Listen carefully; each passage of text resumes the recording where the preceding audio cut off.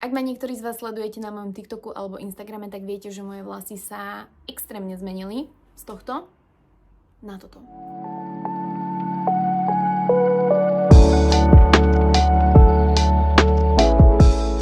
Rovno teda skočíme na to, že vám začnem ukazovať tie produkty, ktoré používam. Najväčšiu zmenu, ktorú som ja spravila pre svoje vlasy, bolo to, že som začala používať prírodnú kozmetiku. Ja som bola voči tomu strašne skeptická a neverila som tomu, že mi to vydrží a proste myslela som si, že budem používať tú prírodnú kozmetiku tak 2 týždne a potom sa vrátim naspäť. A nie. Nakoniec ma to veľmi prekvapilo, že keď si vlasy zvyknú na tú prírodnú kozmetiku, tak môžu vyzerať naozaj krásne. Proste ešte krajšie ako zo syntetickej kozmetiky a hlavne ten pocit na vašej hlave je 100-krát lepší, ako keď si dáte syntetickú kozmetiku. A to naozaj viem, čo hovorím, pretože keď som sa vrátila z Kanady, tak som 2 týždne používala syntetickú kozmetiku. 2 týždne ma trápilo extrémne svrbenie vlasovej pokožky, ale že také, že som sa nevedela doškriabať. Mala som podraždenú červenú pokožku, vlasová pokožka sa mi šúpala, robili sa mi lupiny, takže som si povedala, že dobre, stačí. Úprimne vám poviem, že som sa nevedela dočkať toho, kedy si konečne umiem vlasy s prírodnou kozmetikou. A viem aj prečo. Pretože ako náhle som si umýla tie vlasy s prírodnou kozmetikou, svrbenie ma normálne, že prešlo. To bola taká úlava, že ja vám to ani neviem opísať. Ale to bola možno, že tá najpríjemnejšia vec, ktorá sa mi tento rok stala. Naozaj. Každopádne vám idem ukázať svoje najobľúbenejšie produkty, ktoré používam na vlasy. A mám z nich naozaj, že krásne, lesklé vlasy, ľudia mi ich chvália, vlasy mi neskutočne rastú, nevypadávajú mi. Hlavne moja pokožka na hlave je v takom čile, že proste ani neviem, že ju mám. Akože chápete, ak to myslím, keď vás svrbí hlava, tak proste o tom viete, že tam máte vlasy a všetko. A to je jedno. Toto je momentálne asi môj najobľúbenejší šampón na vlasy. Toto nie je úplne prvý šampón na vlasy, ktorý som ja vyskúšala. Používala som tento šampón od Andreine, ktorý sa volá Velvet a ten bol výborný. Akože fakt som z neho mala skvelé vlasy, neviem vám ho ukázať, pretože sa mi minul akurát v Kanade a musela som ho tam nechať. Tento šampón mne proste strašne robí dobre vlasy, mám z neho veľmi príjemný pocit aj na tej pokožke a má fakt, že skvelé zloženie. Toto sú reálne jediné 2 prírodné šampóny, ktoré som ja stihla vyskúšať. Takže veľmi vám akože o tomto ešte neviem povedať, ale tieto 2 mi obidva veľmi sedeli. Ešte ma napadlo, že keď som bola v hair therapy, tak mi umývali vlasy s týmto detským šampónom a bol brutálny. Tento šampón je presne na mojom wishliste, ten si chcem zadovážiť, pretože strašne som mala z neho proste dobré vlasy. Ďalej tu mám masky, ktoré mám naozaj že mega rada. Moja najobľúbenejšia maska je táto. Hydratačná maska od Andreine. Toto je za mňa proste najlepšia hydratačná maska.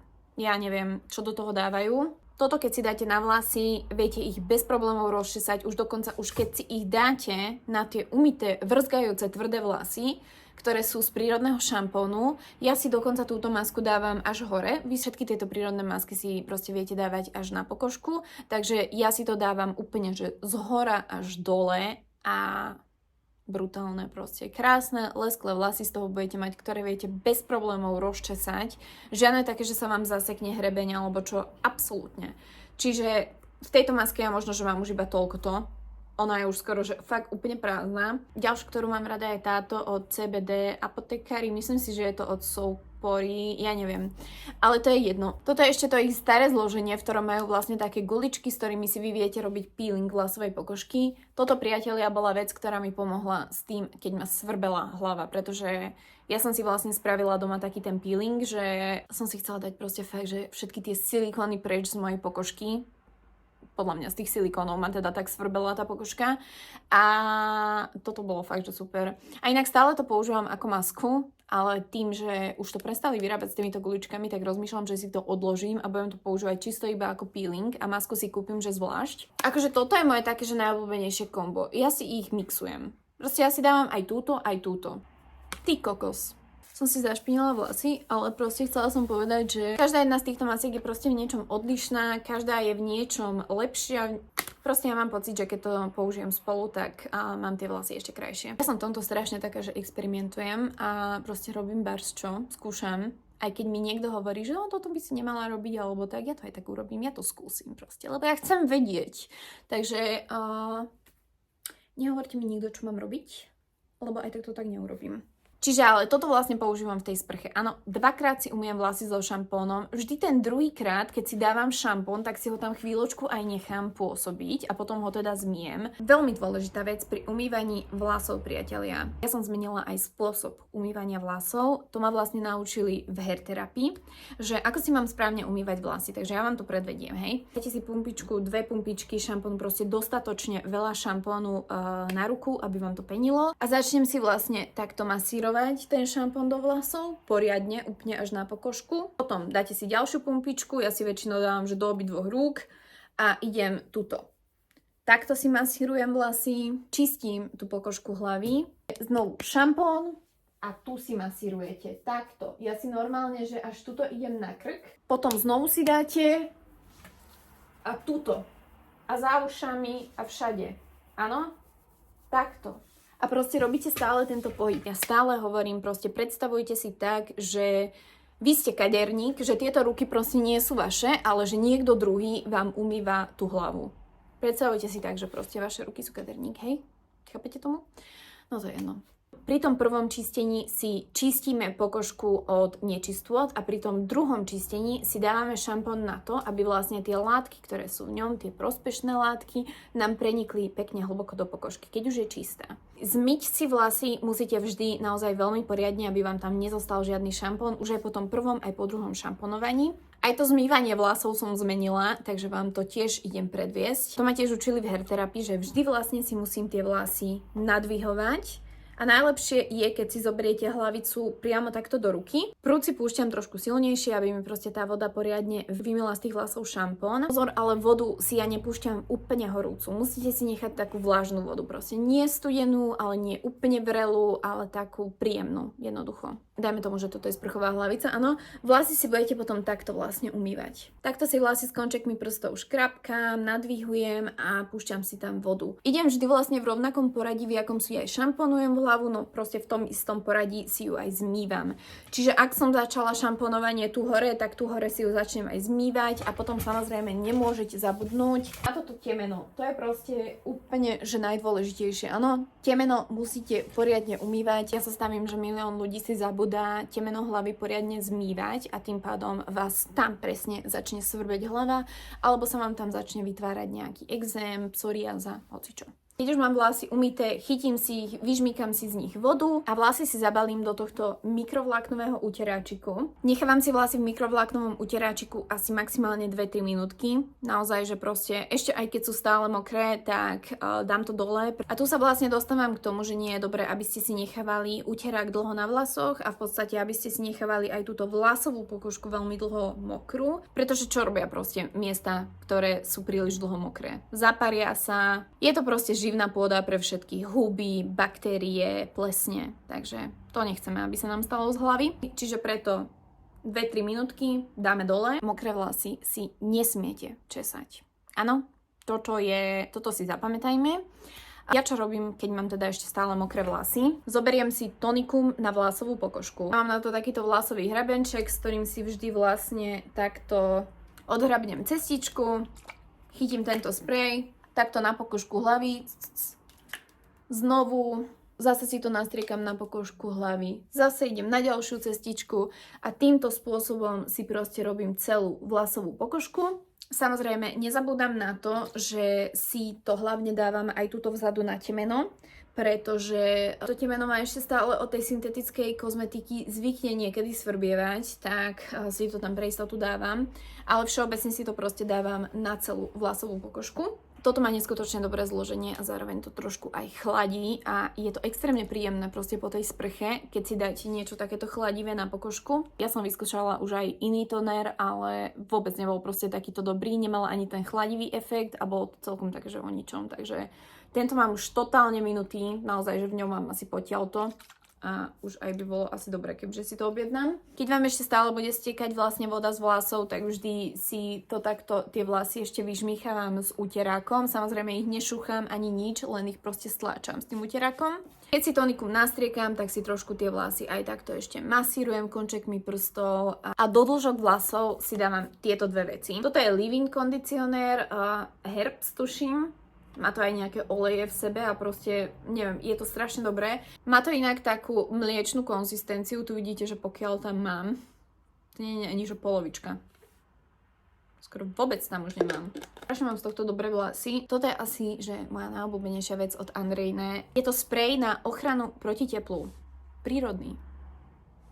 Halo. Má to neskutočne nádhernú vôňu. Nie len, že chráni vlasy pred teplom, ale ešte ich aj posilňuje a hydratuje, takže ja mám z neho naozaj že nádherné vlasy, vždy keď si ho dám. Čiže toto, aj kondicionér používam vždy do celých vlasov pred fénovaním. Keďže sa dostávame k tomu fénovaniu, tak áno, fénujem si vlasy, nepoužívam na vlasy absolútne žiadne teplo.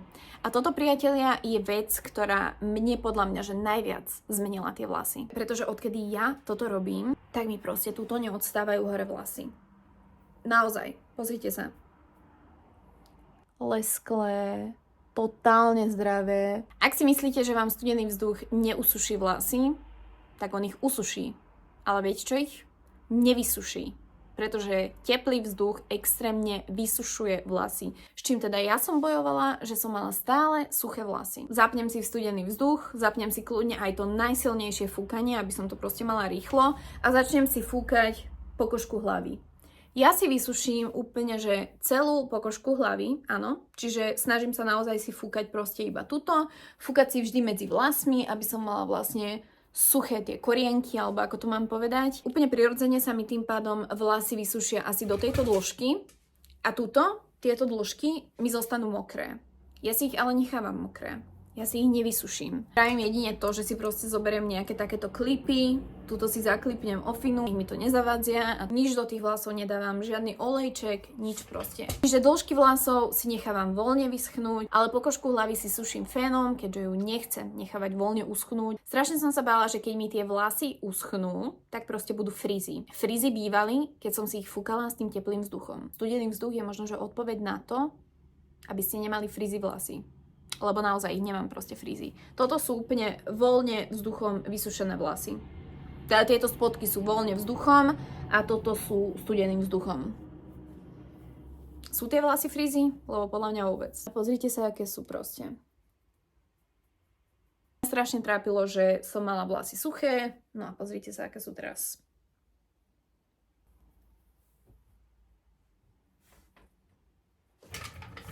Ohľadom toho česania češem si až suché vlasy. Že keď sa mi končeky uschnú, tak až vtedy si ich vyčešem. Nečešem si absolútne mokré vlasy, pretože by sa mi tie vlasy mohli polámať a celé by som si ich dolámala a stále by sa mi tie vlasy skracovali, mala by som problém s tým, aby mi narástli.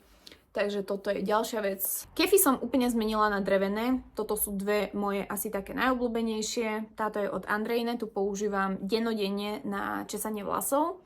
A táto je Faler a vlastne tu používam na masáž vlasovej pokožky. Drevené kefy by mali byť že vraj najzdravšie pre vlasy, ale prečo ich ja mám rada je to, že tým, že neobsahujú tie nylonové štetinky, tak sa v nich proste neusádzajú tie guče prachu. Čiže údržba týchto hrebeňov je oveľa menej náročnejšia a hlavne vôbec netrhajú, nešklbú a neničia vlasy. Toto tiež používam na masáž vlasovej pokožky. Ďalšia vec, ktorú veľmi rada robím pre svoje vlasy, je hair oiling. Toto používam do vlasovej pokožky vždy nejaké 3 hodiny predtým, ako si idem umyť vlasy. Rozmarínový olej, čistý, proste toto mám naozaj že rada. Vmasírujem si to pekne do pokožky. Do dĺžok si dávam tiež oleje, to buď používam tento z DM-ky, alebo tento od Andrejné. Tieto mám veľmi rada. Tento je taký dosť hustý, takže veľmi ťažko sa s ním pracuje, ale zase je úplne prírodný, takže je naozaj veľmi dobrý. Alebo som ešte veľmi rada používala čistý hroznový olej, lenže ten sa mi minul, takže vám ho neviem ukázať. Robím to, že rozmarínový olej si nakvapkám tu hore, ten si tu masírujem do pokožky a do dĺžok vlasov si dávam tieto olejčeky a s tým, že si ich vlastne tak proste vmasírujem úplne až do vlasov. Väčšinou to robím tak, že olej do dĺžok si dávam pred spaním, keďže ja si vlasy umývam ráno. Tak ráno si dám vlastne rozmarínový olej do pokožky, vmasírujem a o 3 hodiny si idem tie vlasy umývať. Mám to takto proste nadstavené, keďže nemali by ste ísť spávať s rozmarínovým olejom tuto vo vlasoch. Je to príliš dlhá doba na to, aby tam bol ten olej, môže vám to upchať pory, môžu sa vám tam robiť pupáky. nie je to úplne také dobré a niekedy všetkého veľa škodí, takže naozaj stačí na tie 3 hodinky si tam ten olej nechať. Zakryte si to, dajte si na hlavu nejakú čapicu, sáčok, alobal, to je úplne jedno, proste nech je to v teple. Keď to mne nefungovalo, tak to musí fungovať aj vám. Za toto ma možno, že niekto zabije, ale ja som povedala, že ja tu poviem pravdu a sem tam použijem do vlasov silikónový olejček na vlasy.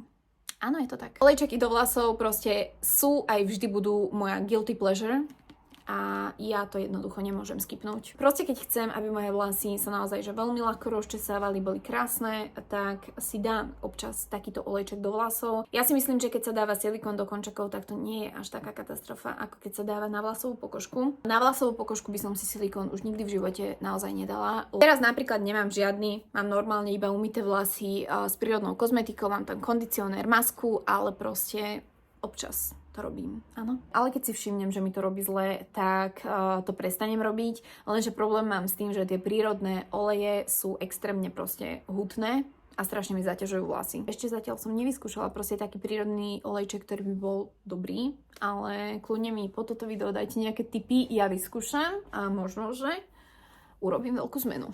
Už to tu natáčam asi hodinu a som zvedavá, ako to zostriham, tak aby to malo proste do 15 minút. Ďalšia vec, ktorá mne extrémne zmenila vlasy, ochrana. Otrasná saténová čapica na noc, ale proste táto vec je witchcraft, lebo toto vám urobí normálne, že silky, lesklé, krásne vlasy, ktoré si ráno nemusíte ani len že vyčesať. Saténové gumičky na vlasy snažím sa vyhýbať tým klasickým a keď si aj dám náhodou nejakú klasickú, tak si proste tie vlasy úplne nezatiahnem. Robím si iba veľmi voľné copy a keď si nerobím cop, tak si dám vlasy iba do štipca. Toto sa mi stalo kvôli tomuto videu, takže značka Delicious, keď toto vidíte, tak vás milujem a prosím vás, pošlite mi nové. S týmto rozmarinovým olejom som začínala a s ním aj zomrem, proste lepšieho niet. Ja sa naozaj tým copom vyhýbam, takže skôr si spravím drdol s tým, že si vlastne zaštipcujem vlasy s takýmto štipcom alebo si iba tieto vrchné vlásky pripnem vzadu. Neviem ako vy, ale ja som z toho extrémne nervózna proste, keď mám vlasy tvári. Ešte mi tu zostali dve témy, ku ktorým sa chcem dostať. Prvou je microneedling.